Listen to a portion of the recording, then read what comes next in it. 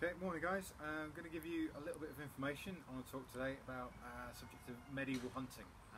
Now it's kind of hard to sort of say medieval hunting as this really catch-all kind of phrase because there's so many different aspects to hunting. Now in the 21st century we think of hunting as something you do with a rifle. You're probably going to be hunting deer, and it's kind of a sport. People don't really think of it as the main focus is going to get meat. People think of it as a sport. In the medieval period, it was so multifaceted. There was so many different reasons that people went hunting and so many different things they were trying to get out of it. There was kind of the real basic things that were hunting for meat, so all sorts of different meat. But whereas today, we are quite limited on our meat. We look at kind of lamb and beef and chicken, maybe sort of a few kinds of fish, cod and salmon. In the medieval diet, huge variation of meats. So we'll be eating badger, we'll be eating stoat, we'll be eating rabbit, we'll be eating beef, we'll be eating all sorts of different meats.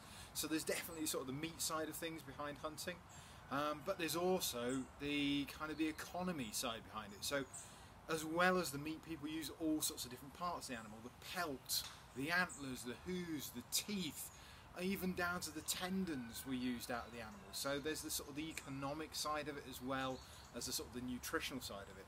And then there's a really, really big aspect, the social side of it.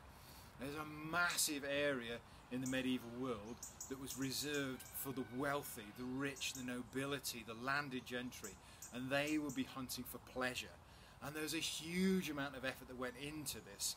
The retaining of men to be training horses, to be training dogs, the enclosure of lands. So right back in 1066 when the Normans came over to England, one of the first things they did after sort of subduing some of the population was they enclosed huge areas of England, and they put them under a completely different system of laws. So there was the common land, which was under one set of laws and regulations around tax and what you can and can't do. And then there was the royal forests.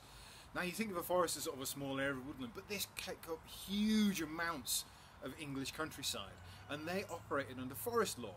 So this was a different legal system. If you walked into what was classed as the forest, the royal forest, a whole different legal system was in place as to what you can and can't do.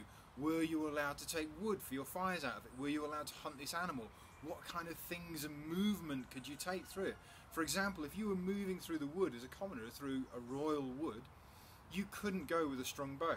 So if you walked through with a bow, your bowstring had to be tied around the body of your bow, tying your arrows to your bow. The idea being that you can't then pop off a shot nice and quickly if you happen to see something. And if you were caught with any of these sort of things, a strung bow, a hound that hadn't had its talons taken out, all of these kind of things, the punishments were really, really harsh. Blinding, on some occasions cutting off hands, even up to sort of full punitive death sentences for the kinds of things that you'd find in sort of forest.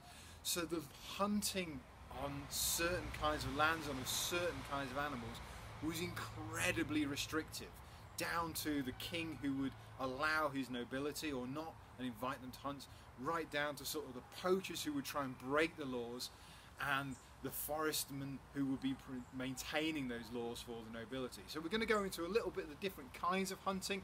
We're going to try and cover some of those aspects of social areas, the legal areas, and of course all the different kinds of equipment that will be used for the different kinds of hunts and different kinds of animals. So I've got a few examples here. We've got a collar, we've got a boar spear, I've got a hunting horn, but I'm going to show you some of the different elements, some of the different techniques, and we're going to go through those in some of the other videos. Okay, cool.